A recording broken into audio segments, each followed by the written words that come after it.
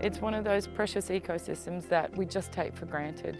And you'll see people walking through it and riding motorbikes through it, but they don't realise how vulnerable it really is.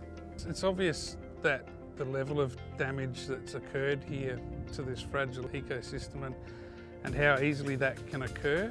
And I don't know whether people really understand the impact that has, not just on the physical environment that we're standing in here, but also on our marine environment and affects juvenile fish and how that can impact valued recreational activities like fishing. Just by driving your motorbike in the wrong area can impact on that whole system. Salt marsh is actually the largest contributor to fish nurseries. The small mud crabs that live in the salt marshes, they let their zoa go at the high tides, particularly the spring tide each month, and the little fish that swim in out of the tidal creeks at that time double their weight in a single tidal cycle before they head back out to the shelter of the mangroves and to the seagrass meadows offshore. Cowes Landing Sanctuary Zone is an ideal living classroom because of the range of habitats we have here and the connection of the ocean with the land.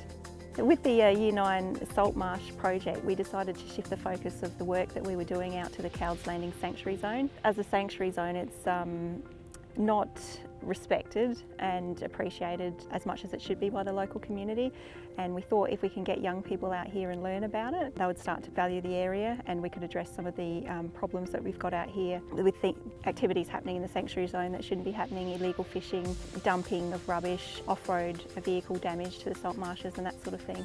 It worked really well with one school, so why not open it right up and get more schools involved out here? To teach the importance of the areas that we have around Whyalla and the work that has been done at local schools here, the private schools and public schools, and what the NRM have been doing has actually been fundamental to changing kids' perspective around their environment. Salt marsh and mudflats are important to our fishery as that is a major part of our juvenile habitat.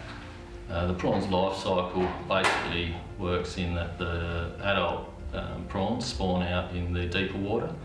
The spawn then washes into the shallows where the larvae develops in these mudflat regions before the juvenile stock moves back out into the deeper water.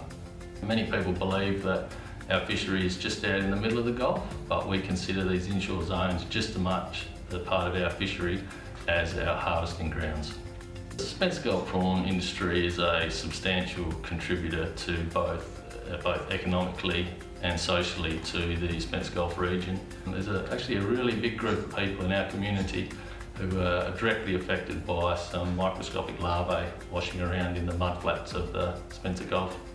Marine parks and sanctuary zones can be a really effective tool to looking after specific habitats in the right areas, as well as requiring further management to assist those systems to work.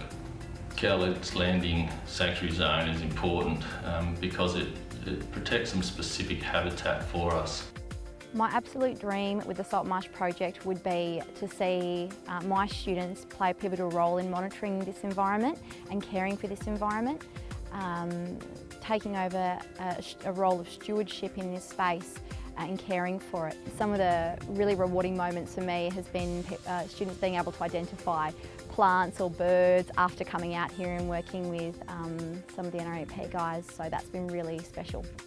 It's really important for people to understand that the marine environment is not an isolated environment, nor is the land. The two are connected, and what happens on the land can have a direct impact on what happens in the sea. And nowhere is this more evident than in our coastal fringes. It's important for the younger generations to understand that what they do in their everyday lives can have real impact on the coastal environment and therefore people's livelihoods. As custodians of the Gulf, we have a real responsibility to look after these areas. Just come, visit, sit, spend some time there.